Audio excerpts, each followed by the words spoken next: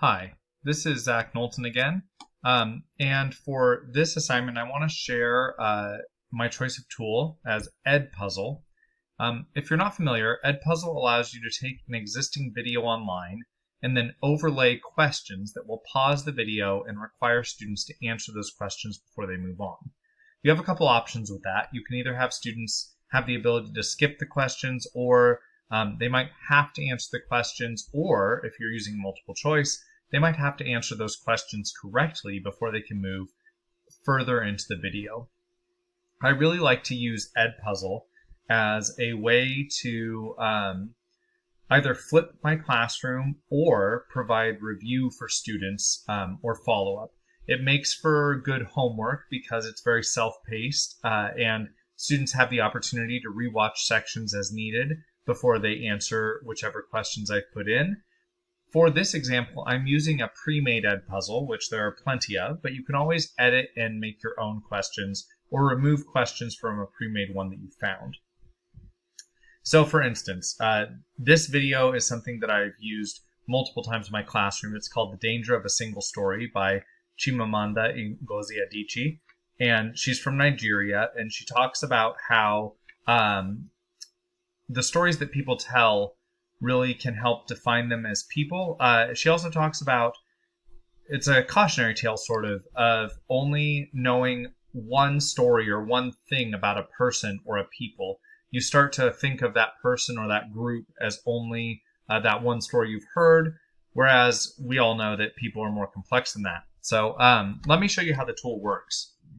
So you'll hit play and you'll be watching the video, and I'll go ahead and pause it right here and just skip straight to a question. So you get to this first question on this pre-made one, and you can see over on the right-hand side, it says open-ended question. Prediction. This TED Talk is titled The Danger of a Single Story. What could a single story refer to? What is the danger of it? And then on this pre-made one, it says be sure to answer both questions. Now, I can go in and edit this to my needs if I want, but honestly, I kind of like this question, so I would probably leave it as is, and students would be able to type in their sentences and answer. On this particular pre-made one, you can skip the question, and you can go back and rewatch the previous segment if necessary. And after you've typed something, excuse me for not having real words, then you can go ahead and submit it. And after you do, then you can continue.